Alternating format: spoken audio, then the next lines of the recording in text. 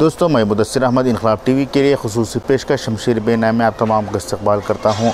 बेंगलुरु के डीजे हल्डी और केजे हल्डी में फसादात हुए तकरीबन 2 माह गुजरने आ रहे हैं। बावजूद इसके अब भी यहाँ के हालात बद से बदतर होते जा रहे हैं।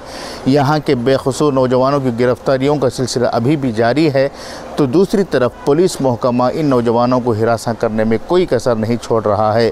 सुनने में ये आ रहा है कि यहाँ के नौजवानों को, जो बेकसूर नौजवान हैं, उन्हें हिरासत करने और उनसे रिश्वत हासिल करने के लिए बड़े पैमाने पर गिरफ्तारियों का सिलसिला जारी रखे हुए हैं और जैसे ही पैसे इन्हें मिलते हैं उन नौजवानों को रिहा करने का काम भी हो रहा है।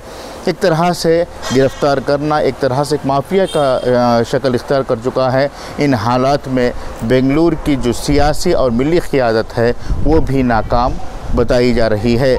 लोगों का कहना है कि यहाँ के जो सियासी और मिली क़ायदीन हैं, इन लोगों के आपसी रंजिशें और आपसी इख्तिलाफ़ात और ग्रुहबंदी की वजह से यहाँ के मासूम और बेकसूर नौजवानों को मुश्किलात का सामना करना पड़ रहा है। बड़े पैमाने पर लोगों की गिरफ़्तारियाँ हो रही हैं, कई नौजवानों को बल्लारी के जेल में भी भेजा गया है।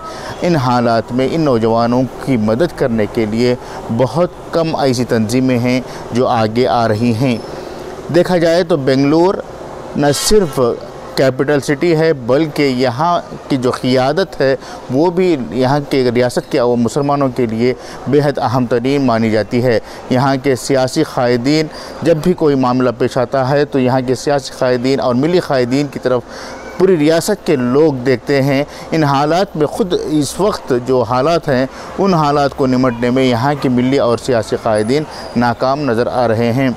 एक तरफ सियासी और मिली क़ायदीन का इस तरह के ये हालात देखे जा रहे हैं, तो दूसरी तरफ जो उलमा के ग्रोह हैं, जो उलमा की तंजीमें हैं, वो भी इस मौके पर मौसर तरीक़े से काम करने में नाकाम नज़र आ रही हैं।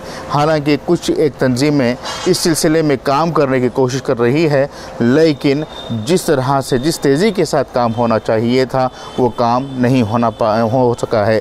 तकरीबन 1.5 माह या 2 माह के अरसा बीतने के बावजूद अब भी उलमा की तंजीमें वज़ीर आला से या फिर वज़ीर दाखिला से मुलाकातें करने की कोशिशें कर रही हैं। बाज़ तंजीमों ने मुलाकातें भी की हैं, लेकिन ये सवाल उठ रहा है कि आखिर मुलाकात करने और मदद मांगने में इतनी ताख़ीर क्यों हो रही है।